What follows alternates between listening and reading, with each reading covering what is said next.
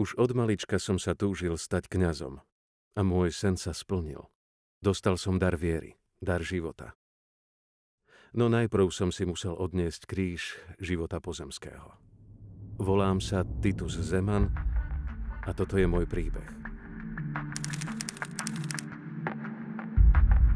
Narodil som sa 4. januára 1915 vo Vajnoroch a stal som sa kňazom Salesiánom. No môj sen netrval dlho.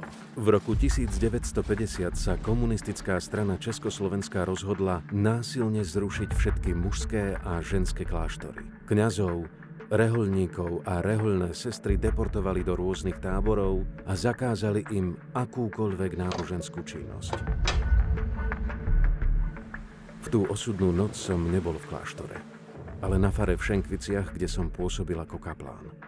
Hneď v apríli som navštívil dona Františka Revesa a navrhol som, že prevediem mladých spolubratov do Turína. Po 3 mesiacoch ma kontaktoval spolubrat don Ernest Macák. Poznal prevádzača a nakontaktoval ma naňho. A tak som zorganizoval prvú výpravu. Pre komunistov to bola vlastizrada. Previesť ľudí cez hranice do západnej Európy, aby sa mohli stať kňazmi, za to hrozil trest smrti. Aj druhá výprava priniesla svoje ovocie. Do Talianska sa dostalo ďalších 23 ľudí, no vedel som, že doma na mňa čakajú ďalší. Doma na ňo čakali aj komunisti, ktorí vedeli o jeho aktivitách. Napriek tomu pripravil 3. výpravu, s ktorou však neprešiel hranicu.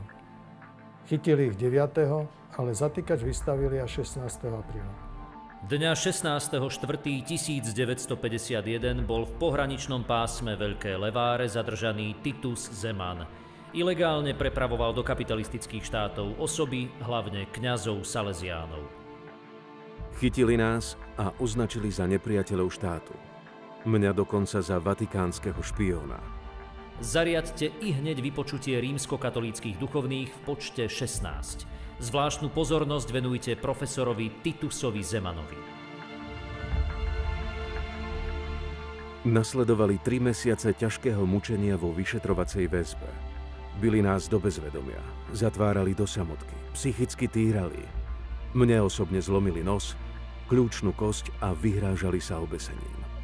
Len aby sme zradili vieru, Boha, a podpísali priznanie o vlastizrade.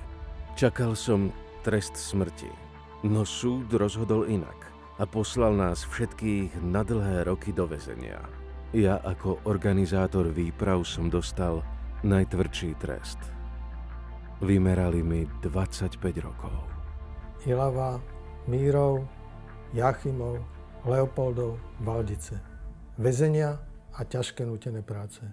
Bolo to priam peklo na zemi. No aj tu ostal kňazom. Kázal, spovedal, krstil a bol doslova misionárom. Jeho spoluväzňov po niekoľkých rokoch amnestovali, no jeho si nechali najdlhšie. V roku 1964 ma po 13 rokoch podmienečne prepustili. Chvíľami som už neveril, že tento deň príde. Časom mi dokonca dovolili slúžiť verejné omše, ktoré som dovtedy slúžil len tajne. Ujček Titus sa vrátil s podlomeným zdravím. O väzení a mučení nikdy veľa nerozprával a svojim vinníkom odpustil. Do konca života ostal verný Bohu a jeho utrpenie sa skončilo 8. januára 1969. Zomrel vo veku 54 rokov ako mučeník za duchovné povolania.